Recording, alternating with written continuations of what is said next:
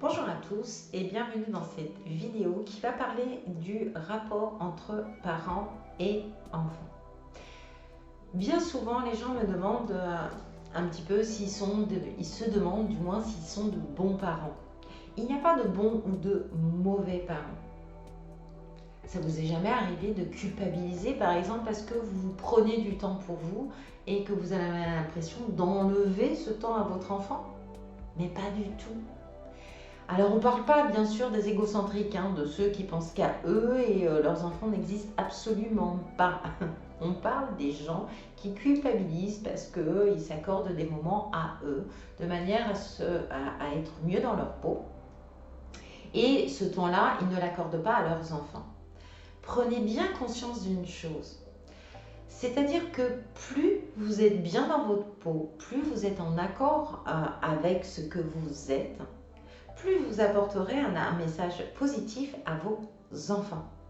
Pourquoi? Parce que on est en co-régulation, c'est-à-dire que on transmet à notre enfant notre état d'être. Si vous êtes stressé, agacé, énervé, il faut savoir que votre comportement, votre attitude, votre façon de parler va transpirer cet état. Vous allez peut-être parler plus fort, vous allez peut-être parler plus rapidement, vous allez utiliser des mots qui sont durs, votre attitude va peut-être être fermée, votre visage fermé. Et du coup, toutes ces informations-là vont engendrer un petit peu un état d'insécurité à votre enfant. Mieux vous êtes, plus vous êtes positif dans vos paroles, dans votre façon d'être, avec des gestes beaucoup plus souples, beaucoup plus en accord, plus vous lui apporterez de la sécurité. Et ça, c'est important. Vous savez, votre enfant, il a besoin de quoi? Il a besoin d'être entendu, d'être vu et de répondre à ses besoins. Si vous êtes vous-même en insécurité, que vous ne vous sentez pas bien, que vous êtes stressé, agacé, énervé, vous n'allez pas écouter les gens de la même façon. Vous n'allez pas les voir de la même façon. Vous allez être moins attentif. Et donc, du coup, vous allez accorder moins d'attention à votre enfant. On a vu, et pour ceux qui ne connaissent pas, il y a une vidéo sur ma chaîne YouTube sur l'effet miroir. L'effet miroir, il faut savoir que notre enfant est le meilleur effet miroir que nous pouvons avoir. Il nous renvoie nos défauts, notre état d'être, il nous renvoie tout ça. Prenez-en conscience parce que plus vous serez bien dans votre peau, plus vous apporterez un message positif à votre enfant. C'est pareil, vous savez, il y en a beaucoup avec lesquels je travaille où on prend conscience d'une chose, c'est que parfois on demande à notre enfant ce que nous ne sommes pas capables de faire. Si vous procrastinez à longueur de temps, comment pouvez-vous demander à votre enfant de ne pas le faire? C'est pas possible, il vous voit faire le contraire de ce que vous lui demandez. Posez-vous ces questions par rapport à ça. C'est pareil, si vous ne l'écoutez pas et que votre enfant est en train de crier, vous lui dites « Mais pourquoi tu cries aussi fort ?» Parce qu'il a l'impression de ne pas être entendu. Pourquoi? Parce que peut-être que vous n'êtes pas dans un état d'esprit assez cool pour l'entendre comme il faut, pour répondre à ses besoins. Donc sachez que votre état d'être, votre façon d'être agit sur votre enfant. Vous savez, c'est comme quand vous sortez du travail, vous êtes énervé, vous êtes agacé, vous êtes speed, vous avez le repas à préparer, etc. Et puis arrive le moment des devoirs. Bon allez, on se dépêche, on fait les devoirs. Vous êtes déjà dans le speed, donc vous êtes déjà comme ça. Comment voulez-vous que votre enfant, lui, soit zen et cool? C'est pas possible. Donc bien évidemment, la séance de devoirs, elle part en cacahuète.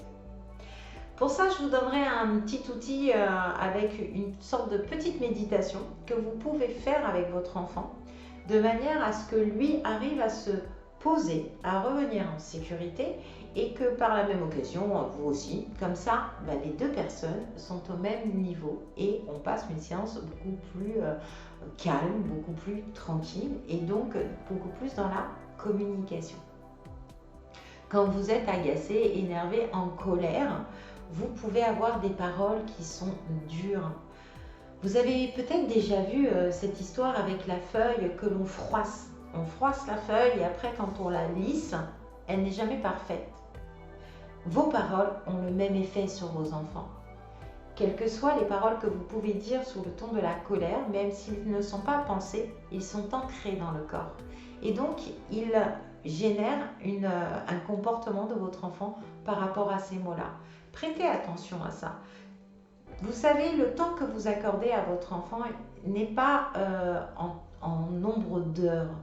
Vaut mieux moins de temps, mais de qualité, avec des échanges, avec du partage, avec du bonheur, de la simplicité, plutôt que beaucoup de temps avec lui, mais dans le stress, dans l'énervement, dans l'agacement. Vous lui apporterez 2 fois plus de choses, 2 fois plus de réponses à ses besoins en étant dans un état de bien-être, dans un état cool. Alors vous allez me dire, à l'heure d'aujourd'hui, c'est pas toujours évident et je vous l'accorde. Mais prêtez attention à ça.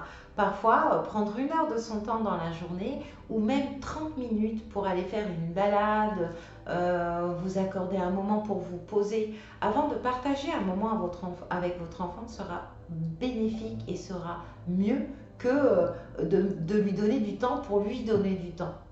Il n'y a pas d'utilité à ça. Alors oui, vous serez avec lui, bien sûr, mais vous ne serez pas complètement avec lui. Vous ne répondrez peut-être pas à ses besoins et surtout, vous ne le mettrez pas en sécurité. C'est pareil, beaucoup d'entre vous essayent de demander à leurs enfants d'être ce qu'ils n'ont pas été, d'être un peu le meilleur d'eux-mêmes. Votre enfant a son identité. Je vais vous donner un exemple, et je connais bien celui-là, croyez-moi. C'est, vous savez, ouais, alors tu vas faire ça, comme ça, comme ça, comme ça, comme ça. Hein, et puis tu le fais de suite. Et votre enfant, il va vous dire, bah non, moi j'ai pas envie de le faire comme ça. Certains d'entre vous me disent souvent, ouais, il va à l'encontre de mon autorité. Mais peut-être pas. Peut-être qu'il ne va pas à l'encontre de votre autorité, mais qui veut juste s'affirmer et présenter son identité en disant, bah, moi, ça ne me correspond pas.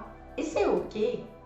Si la finalité est la même, qu'il fasse d'une façon ou d'une autre, c'est exactement la même chose. Le principal, c'est que la finalité soit la même. Attention de ne pas rentrer dans ce triangle de Cartman, victime, bourreau, sauveur, où vous avez envie d'aider votre enfant et puis vous n'arrivez pas à lui transmettre ce que vous voulez. Et puis vous commencez à vous énerver et vous passez en tant que bourreau et lui il passe en tant que victime. Et puis après, il vous dit « Ouais, t'es trop méchant, tu ne comprends pas, j'ai l'impression d'être nul. » Et là, on inverse. Et c'est lui le bourreau, c'est vous la victime. Attention à ce triangle-là, ne rentrez pas dans ce triangle. Chacun sa responsabilité. C'est le cas par exemple des étudiants.